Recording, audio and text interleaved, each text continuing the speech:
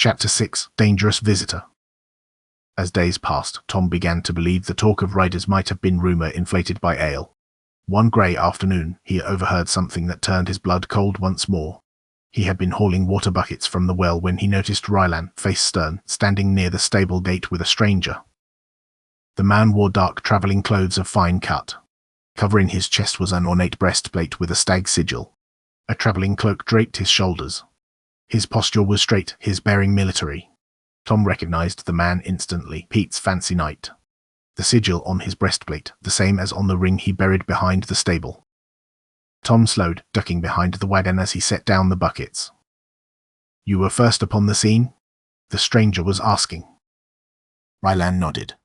"Bandits had already struck. Merchant dead when I arrived." "You're certain?" "Arrow through the neck. Buried him by the road." The stranger's gaze sharpened. "Name?" "Elias," Rylan replied. "Didn't know his surname." Tom eased the bucket's handle down so as not to make a sound.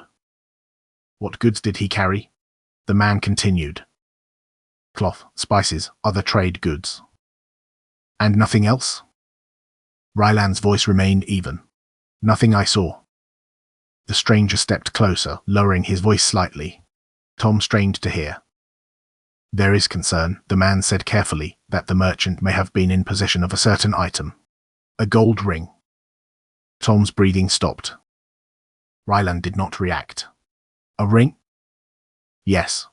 Gold." Rylan shook his head once. "I saw no such thing." "You searched the wagon?" "For survivors," Rylan replied. "Not trinkets."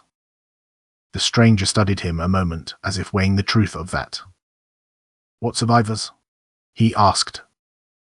Tom's grip tightened on the wagon edge. "A boy," Rylan answered. "Tom." "What did he say of the merchant?" "That he was his father." "And you believe that?" Rylan's tone hardened slightly. "I believe the merchant is dead, and the boy would have been too, if I'd not intervened." The stranger inclined his head slightly. "Of course." He paced once, boots grinding gravel. "There are those who suspect the ring was taken," he said. "If you recall anything at all, you would be wise to inform the appropriate authority." Rylan's eyes did not waver. "I recall bandits. Steel. Blood. A dead man and a frightened boy." The stranger held his gaze a moment longer. Then his eyes shifted toward the wagon, toward where Tom crouched. "Boy," the stranger called suddenly. Tom flinched. "Come here." There was no hiding now. Tom stepped out slowly, wiping his hands on his trousers to disguise their tremor. The stranger turned his full attention on him. Up close, the man's eyes were sharp and assessing. "This is Tom," Rylan said. "The survivor." Tom bowed his head slightly, as Aya had taught him when addressing someone of rank. "You were in the wagon?" the stranger asked. "Yes, my lord." "Who was the merchant to you?" "My father," said Tom with a quiver in his voice. "How come I've heard no mention of you when I spoke to merchants in Blackmore?" Tom hesitated for a moment. My father told me to stay with the wagon. He dealt with other merchants alone." The stranger looked at Tom for a moment, assessing. "You saw the attack?" "Through the canvas." "Did you see anything unusual? Anyone searching the merchant specifically?" Tom forced his breathing steady.